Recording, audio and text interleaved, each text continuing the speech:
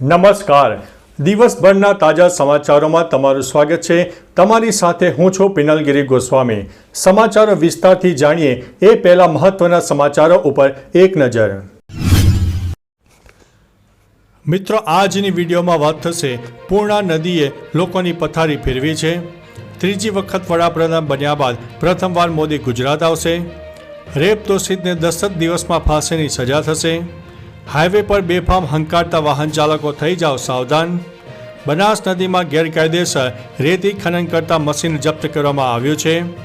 કરોડોમાં વેચાયા છે પુષ્પા 2ના OTT rights. Police અને નક્સલવાદીઓ વચ્ચે અથડામણ, 9 નક્સલીને ઠાર કરવામાં આવ્યા છે. આગળ વાત થશે 2023માં ભારત અને રશિયા વચ્ચેનો વેપાર બમણો થયો છે. ગૃહ વિભાગમાં પોલનો મોટો ખુલાસો સામે આવ્યો છે. આમ આદમી પાર્ટીના 2 કોર્પોરેટર સામે ગુનો નોંધવામાં આવ્યો છે.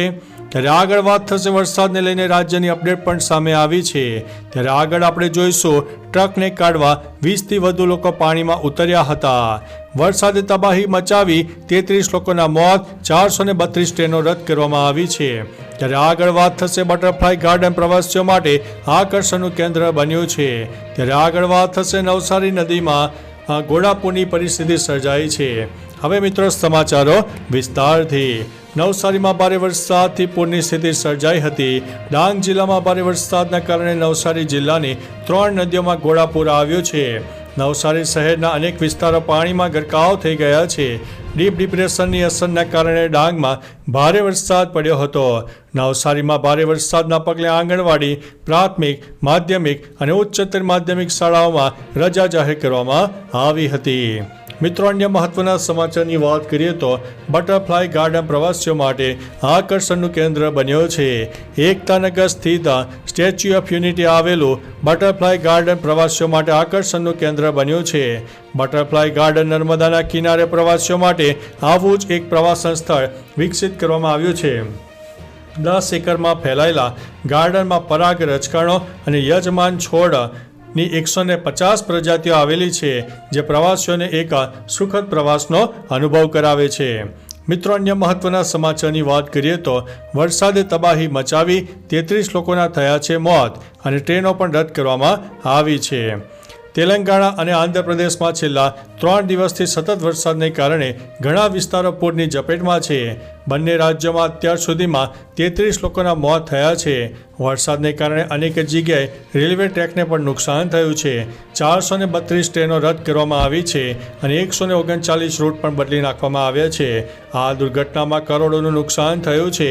આંધ્રમાં 20 SDRF અને 19 NDRFની ટીમો પણ બચાવ કામગીરીમાં લાગી ગઈ છે. મિત્રો, અન્ય મહત્વના સમાચારની વાત કરીએ તો ટ્રકને કાઢવા 20થી વધુ લોકો પાણીમાં ઉતર્યા હતા. નવસારી જિલ્લામાં ભારે વરસાદથી પૂરની પરિસ્થિતિ સર્જાઈ હતી. આ દરમિયાન અંબિકા નદીમાં પૂરની પરિસ્થિતિ વચ્ચે 20થી વધુ લોકો જીવના જોખમે અંબિકા નદીના પટમાં ઉતર્યા હતા. પૂરના પાણીમાં તણાઈ ગયેલી ટ્રકને કાઢવા આ લોકો પાણીમાં ઉતર્યા હતા અને અંબિકા નદી પોતાની ભયજનક સપાટી 28 ફૂટે અત્યારે વહી રહી છે. મિત્રો, અન્ય મહત્વના સમાચારની વાત કરીએ તો વરસાદને લઈને રાજ્યની મોટી અપડેટ સામે આવી છે. મહીસાગરના વીરપુરમાં ભારે વરસાદના કારણે લાવેરી નદી 2 કાંઠે વહેતી થઈ હતી. આ નદીમાં નવા નીર આવ્યા છે, તેથી દરગાહ તરફ જવાનો રસ્તો બંધ છે. ભરૂચ જિલ્લામાં વરસાદને કારણે જાડેશ્વર ભરૂચને જોડતો મુખ્ય રસ્તાઓ પાણીથી ભરાયો છે. અરવલ્લીના મોડાસા તાલુકાના મડાસણા કંપા અને ધોલિયા કંપામાં ભારે વરસાદમાં ખેતરોમાં વરસાદી પાણી ભરાયા હતા, જેને લઈને ખેડૂતોએ ખેતરોમાં સર્વે કરીને યોગ્ય વળતર ચૂકવવા માંગ કરી છે. મિત્રો, અન્ય મહત્વના સમાચારની વાત કરીએ તો આમ આદમી પાર્ટીના 2 કોર્પોરેટર સામે ગુનો નોંધવામાં આવ્યો છે. સુરતમાં આમ આદમી પાર્ટી વારંવાર ચર્ચામાં રહે છે. હવે સમાચાર આવ્યા છે કે ACB ગુજરાતે સુરતમાં આમ આદમી પાર્ટીના 2 કોર્પોરેટર સામે ગુનો નોંધ્યો છે. 10 લાખની લાંચ માગણીના કેસમાં આ ગુનો નોંધાયો હોવાના અહેવાલ છે. આ કોર્પોરેટરના નામ જીતુ કાછડિયા અને વિપુલ સુહાગિયા છે. મળતી માહિતી મુજબ વિપુલ સુહાગિયાની ધરપકડ થઈ ગઈ છે અને જીતુ કાછડિયા ફરાર છે. મિત્રો, અન્ય મહત્વના સમાચારની વાત કરીએ તો ગૃહ વિભાગમાં પોલનો મોટો ખુલાસો. રાજ્યમાં એક ચોંકાવનારો કિસ્સો સામે આવ્યો છે. ગૃહ વિભાગે આપના પૂર્વ પ્રદેશ પ્રમુખ ગોપાલ ઇટાલિયાને હેડ કોન્સ્ટેબલના પદ પર બઢતી આપી છે. આ જાણકારી ખુદ ઇટાલિયાએ આપી છે. તેણે સોશિયલ મીડિયા પ્લેટફોર્મ એક્સ પર અભિનંદન પાઠવીને ગૃહ રાજ્યમંત્રી પર નિશાન સાધ્યું છે. ઇટાલિયાએ 2015માં કોન્સ્ટેબલની નોકરી છોડી દીધી હતી. ઇટાલિયાએ પોલીસ વિભાગ દ્વારા બહાર પાડવામાં આવેલી બઢતીની યાદીમાં નામ હોવાનો દાવો કર્યો છે.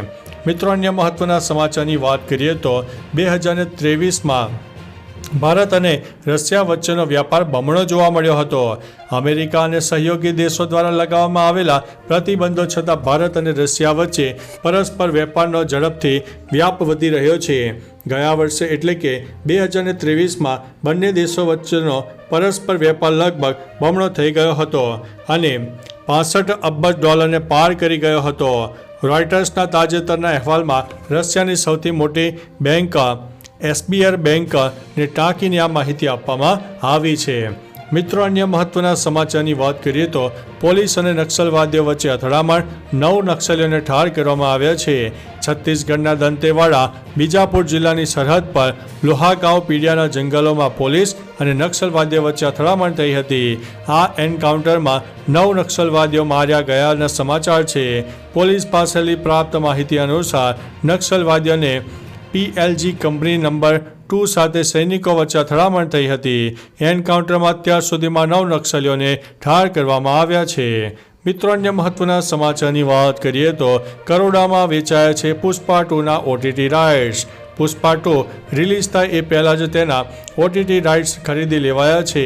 તે આ વર્ષે 6 ડિસેમ્બરે સિનેમાઘરોમાં રિલીઝ થશે. ફિલ્મના OTT રાઇટ્સથી નિર્માતાઓએ ફિલ્મના બજેટ અંદાજિત 500 કરોડની અડધી કમાણી કરી લીધી છે. એક રિપોર્ટ અનુસાર પુષ્પા 2ના OTT રાઇટ્સ નેટફ્લિક્સે ખરીદ્યા છે. ફિલ્મના નિર્માતા અને નેટફ્લિક્સ વચ્ચે 270 કરોડની ડીલ સાઇન થઈ છે. નેટફ્લિક્સે તમામ ભાષાઓમાં તેની પોસ્ટ થિયેટર રિલીઝના રાઇટ્સ પણ ખરીદ્યા છે. મિત્રો, અન્ય મહત્વના સમાચારની વાત કરીએ તો બનાસ નદીમાં ગેરકાયદેસર રીતે ખનન કરતા મશીન જપ્ત. બનાસકાંઠા જિલ્લામાં ગેરકાયદેસર રીતે ખનીજ અને રેતી ખનન કરતા તત્વો સામે સખત કાર્યવાહી કરવા જિલ્લા કલેક્ટર મિહિર પટેલ દ્વારા સૂચના આપવામાં આવી છે. જેના પગલે ડીસા મામલતદાર કચેરી અને ભૂસ્તર વિજ્ઞાન અને ખનીજ વિભાગ દ્વારા કરવામાં આવેલી 2 અલગ અલગ રેડમાં હિટાચી મશીન, ટ્રક, ડમ્પર, રેતીનો જથ્થો સહિત અંદાજિત 6 કરોડથી વધુનો મુદ્દામાલ કબજે કરીને દંડનીય કાર્યવાહી કરવામાં આવી છે. મિત્રો, અન્ય મહત્વના સમાચારની વાત કરીએ તો હાઈવે પર બેફામ હંકારતા વાહન ચાલકો થઈ જાઓ સાવધાન. મોટર વ્હીકલ એક્ટના સેક્શન 136 અમલ કરવાની સૂચના સુપ્રીમ કોર્ટે તમામ રાજ્ય સરકારો અને કેન્દ્ર શાસિત પ્રદેશને આપી છે. પ્રશાસને વાહનોની ગતિનું ઇલેક્ટ્રોનિક મોનિટરિંગ કરવાની સત્તા પણ મળે છે. હવે હાઈવે પર બેફામ હંકારતા વાહનોનું મોનિટરિંગ થશે. નિયમોનું ઉલ્લંઘન કરનાર વાહનો સામે કાર્યવાહી કરીને માર્ગ સુરક્ષા સુનિશ્ચિત કરવા આદેશ આપવામાં આવ્યો હતો. મિત્રો, અન્ય મહત્વના સમાચારની વાત કરીએ તો રેપ દોષિતને 10 દિવસમાં ફાંસીની સજા. પશ્ચિમ બંગાળ વિધાનસભામાં એન્ટી રેપ બિલ પાસ કરવામાં આવ્યું છે. આ નવા કાયદા હેઠળ રેપ કેસની તપાસ હવે માત્ર 36 દિવસમાં પૂર્ણ કરવી પડશે. આ સિવાય જો પીડિતા કોમામાં જાય અથવા તો મૃત્યુ પામે તો 10 દિવસની અંદર દોષિતોને ફાંસી આપવામાં આવશે. હવે તેને રાજ્યપાલને મોકલવામાં આવશે. તેમની સહી બાદ તે કાયદો બની જશે. મિત્રો, અન્ય મહત્વના સમાચારની વાત કરીએ તો ત્રીજી વખત વડાપ્રધાન બન્યા બાદ પ્રથમવાર મોદી ગુજરાત આવશે. ત્રીજી વાર PM બન્યા બાદ મોદી પ્રથમવાર ગુજરાત પ્રવાસે આવી રહ્યા છે. તેઓ 16 અને 17 સપ્ટેમ્બરના રોજ ગુજરાત આવશે. આમ તેઓ પોતાના જન્મદિવસે વતનમાં રહેશે. આ દરમિયાન તેઓ મેટ્રો પ્રોજેક્ટમાં બીજા તબક્કાનું લોકાર્પણ કરે એવી પણ શક્યતા છે. હાલ PM મોદીના આગમનને લઈને તંત્ર કામે લાગી ગયું છે. મિત્રો, અન્ય મહત્વના સમાચારની વાત કરીએ તો પૂર્ણા નદીએ તાંડવ મચાવ્યું છે. હવામાન વિભાગે કરેલી આગાહી પ્રમાણે હાલ ગુજરાતના માથે એક સાથે 4 સિસ્ટમ સક્રિય થઈ છે, જેના પગલે અનેક જિલ્લામાં ધોધમાર વરસાદ પડ્યો હતો. ત્યારે મોડી રાત્રે ભરૂચના વાલિયામાં આભ ફાટ્યા જેવી પરિસ્થિતિનું નિર્માણ થયું હતું. માત્ર 14 કલાકમાં 12 ઇંચ વરસાદ ખાબકી ગયો હતો. તો બીજી બાજુ નવસારીમાં પૂર્ણા નદીએ લોકોની પથારી પણ ફેરવી નાખી છે. તો ચાલો મિત્રો, ફરીથી દેશ અને દુનિયાના સુપરફાસ્ટ સમાચાર લઈને મળતા રહીશો. ત્યાં સુધી અમને રજા આપશો. નમસ્તે.